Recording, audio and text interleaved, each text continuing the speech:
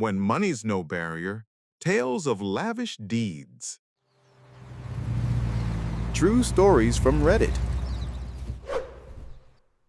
The best example of the phrase, money is no object you'll ever see, involves Australian billionaire Kerry Packer. He was a regular at a particular casino. One day, after a successful gaming session, he wanted to tip a dealer. The woman declined, citing the casino's policy. Packer then asked to speak with her manager, who confirmed that employees were prohibited from accepting tips from customers. Packer demanded that she be fired, or else he would never return to the casino. They complied with his demand. He then said, "Now she's no longer an employee, so I can give her a tip," and handed her an enormous sum of money. The manager agreed. Packer then said, "Now hire her back, or I'll never return to your casino." The dealer got her tip and got her job back. I used to work with companies that build super yachts. Several times we had orders for yachts where the vessel's interior was to be finished with marble costing over $500,000. As soon as everything was completed, the owner would come aboard and decide he didn't like the color, demanding that it all be removed. My brother worked for a super yacht construction company in New Orleans. The wife of one of the owners came to give final approval on the finished yacht and suddenly declared that the interior was the wrong shade of pink. She wanted blush, not bashful. As a result, most of the yacht had to be torn apart to repaint the entire interior.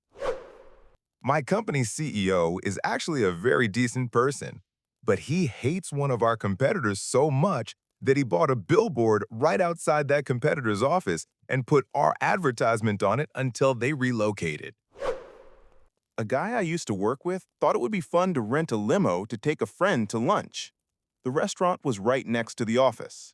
The limo company refused to rent the car by the hour and said he had to take it for the whole day. The guy got angry and just bought the limo.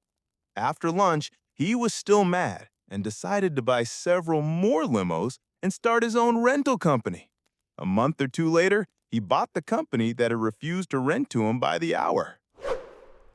Billionaire Howard Hughes booked the top 2 floors of the Desert Inn Hotel in Las Vegas for 10 days.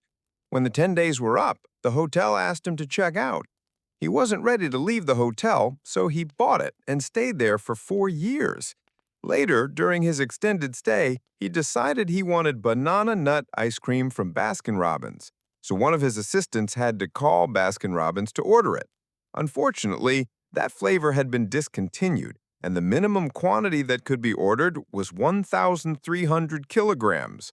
Apparently, Hughes wanted this ice cream so badly that over a ton of this banana nut treat arrived at the Desert Inn. However, just a few days after receiving the ice cream, Hughes decided he preferred a different flavor, French vanilla, if I'm not mistaken. So now the hotel had a huge amount of banana nut ice cream that they had to do something with. They say they gave it away free to hotel guests for a year or two. Very eccentric guy. Edit. I understand he had mental health issues. He and I have the same mental illness, obsessive-compulsive disorder. I could also say I'm eccentric, though not to that extent. I suppose the difference is that money makes indulging such whims much easier and creates the appearance that you're not ill, or at least allows you to ignore some of the negative manifestations of the condition. My favorite thing Howard Hughes did was buy a local TV station so he could call them at night and request they show any movie he wanted to watch, like it was his own private Netflix decades before streaming services existed. He made them show the movie Ice Station Zebra over 100 times. I'm a labor attorney. Early in my career, I was a corporate lawyer at a major hospital. We were running a fundraising campaign, and the hospital was several million short of our goal. I got a call from a wealthy and fairly young man. He offered to cover the remaining amount plus 10% under 2 conditions. He had once worked at the hospital and gotten rich by creating a medical equipment company, so he wanted voting rights at board meetings, and he wanted to fire the vice president, who had been his boss when he worked there and made his life miserable. It was because of him that he quit and eventually started his own business. I brought this to the board of directors and CEO for discussion. They agreed to the board seat, but I couldn't possibly recommend firing the vice president due to potential legal consequences. However, the CEO decided to reorganize some departments, and as it happened, the vice president's position was eliminated. It was the biggest expenditure I'd ever witnessed, and a very long-held grudge. My uncle bought a small store for $900,000 cash in 2012, just to keep it from being torn down because he liked going there as a child. It was just an abandoned little store in downtown Evansville, Indiana. I once worked at a luxury eco resort. We spent weeks preparing for guests who had booked half the hotel for themselves and their family. We renovated many rooms because this guest was very picky and demanding, but he spent a lot of money, so we didn't mind.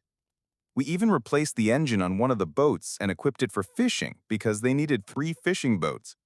So this person arrives, and the first thing he does is start yelling at and humiliating the girl at the front desk. The owner came in to see what was wrong, and this jerk continued humiliating the girl at the front desk in front of him. Then the owner simply said, "I'm very sorry you're so dissatisfied with the service. We'll refund your full deposit so you can find a better place." The guy went pale and started apologizing and begging the owner to reconsider, but the boss was adamant. The guest went out to the parking lot and explained to his whole family how his terrible attitude had ruined their week-long vacation and they'd have to find another place to stay. The owner absolutely didn't care how much money the guy could have spent at his hotel. He wasn't going to tolerate that behavior, and more importantly, he wasn't going to make his employees endure such treatment. He wasn't my favorite boss, but I respect him for that move. My friend knows a guy who flew from London to France on a private jet to have lunch. When lunch was over, it turned out his plane had technical problems. Instead of waiting 2 to 3 hours for them to be fixed, he approached a less wealthy private jet owner and offered him such a huge sum that the man agreed to sell him his plane on the spot. Thanks for watching. Subscribe to True Stories from Reddit and smash that notification bell so you never miss these mind-blowing stories. See you in the next one.